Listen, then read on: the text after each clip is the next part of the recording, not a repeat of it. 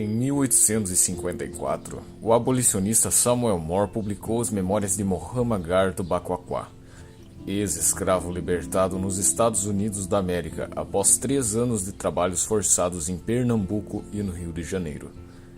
Trata-se do único relato conhecido até hoje em primeira pessoa sobre a trajetória de um africano escravizado em terras brasileiras.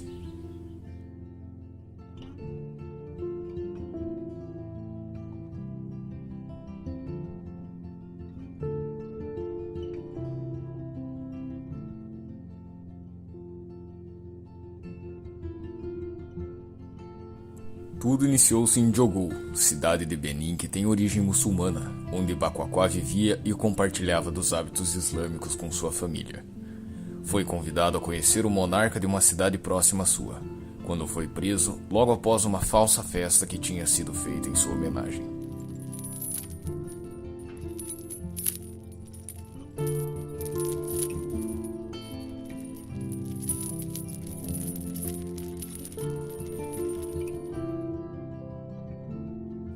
Bakwaquá foi vendido para um traficante de escravos e acabou sendo acorrentado em um navio negreiro em direção ao Novo Mundo, então conhecido como as Américas. O tráfico de escravos havia sido proibido no Brasil por meados de 1831, mas teve continuação ilegal por mais de 2 séculos após isso.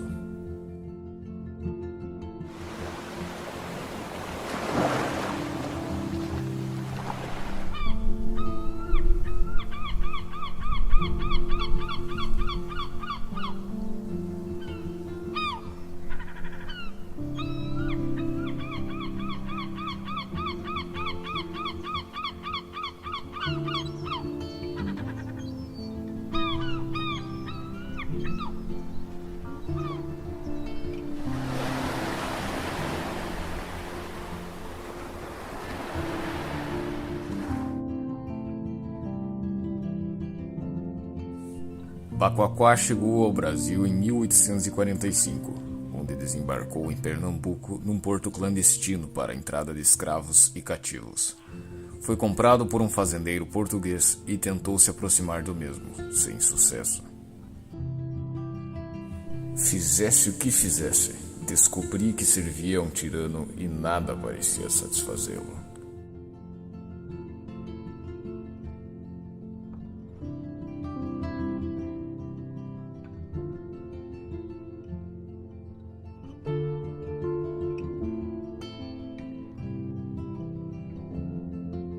Perdido e desiludido, Bakwaquá rendeu-se às bebidas. Pensou em matar seu chefe, mas preferiu tentar suicídio para livrar-se de tudo. Não conseguiu e, como consequência, teve dos piores castigos físicos. Foi levado à casa de seu senhor e, atado pelas mãos, teve os pés juntos. Foi chicoteado e espancado com uma vara pesada em sua cabeça e rosto.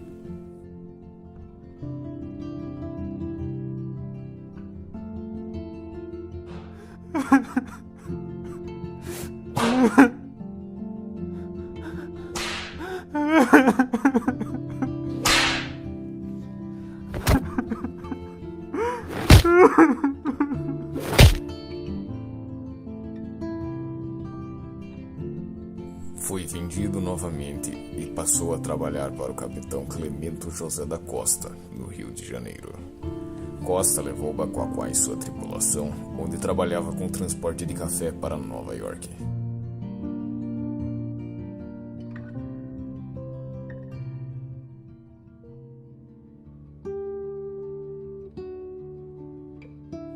Em um de seus transportes, no norte dos Estados Unidos, Bakwaquá fugiu do navio e, enquanto era perseguido, gritava a palavra free, que significa livre, libertado.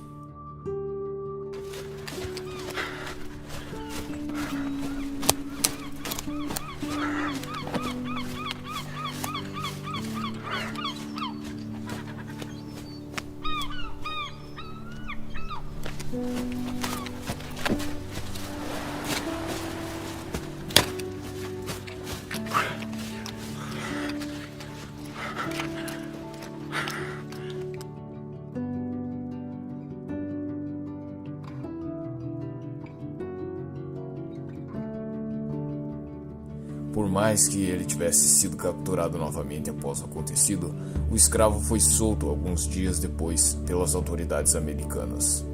Após ser livre, partiu em direção ao Haiti, onde se converteu para o cristianismo. Acredita-se que Baquaquá voltou à África em algum momento de sua vida.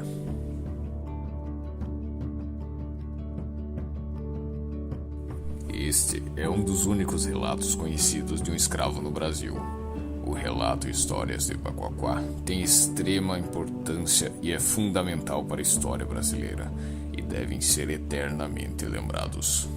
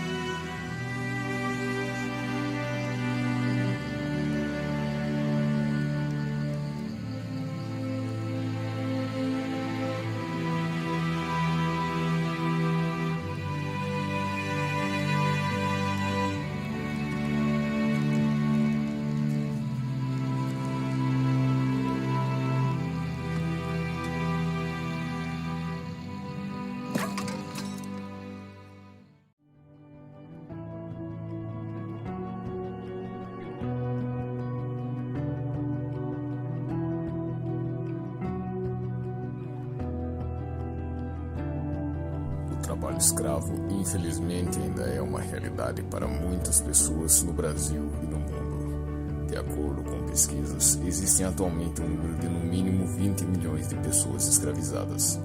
A escravatura é algo ilegal que foi oficialmente extinguida com o surgimento da Lei Áurea, que foi feita em 1888 no Brasil.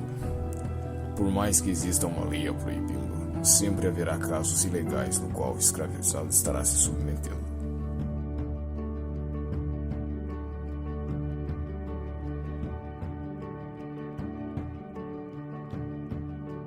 Parte dos escravos está ali por conta de miséria, dívidas ou promessas feitas a eles. Muitas pessoas não têm como ter seu sustento próprio, alocando-se na escravidão para conseguir suprir suas necessidades básicas. Já outras foram enganadas ou condenadas a situações de trabalho forçado. O maior medo das pessoas escravizadas são as consequências implicadas pelo seu chefe, como ameaças de espancamento ou até morte, caso o escravo não cumpra com seu trabalho.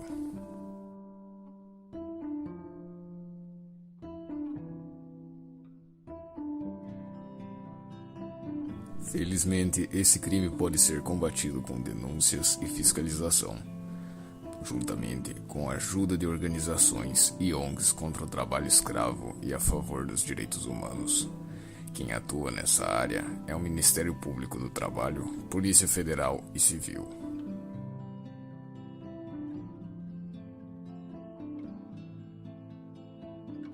O trabalho escravo se sustenta no tripé impunidade, pobreza e ganância.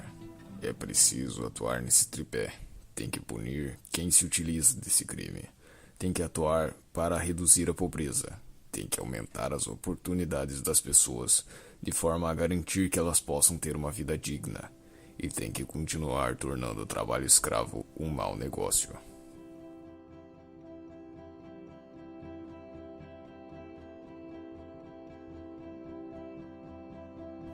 Temos aqui um exemplo de escravidão nos dias de hoje, algo que comumente ocorre mundo afora.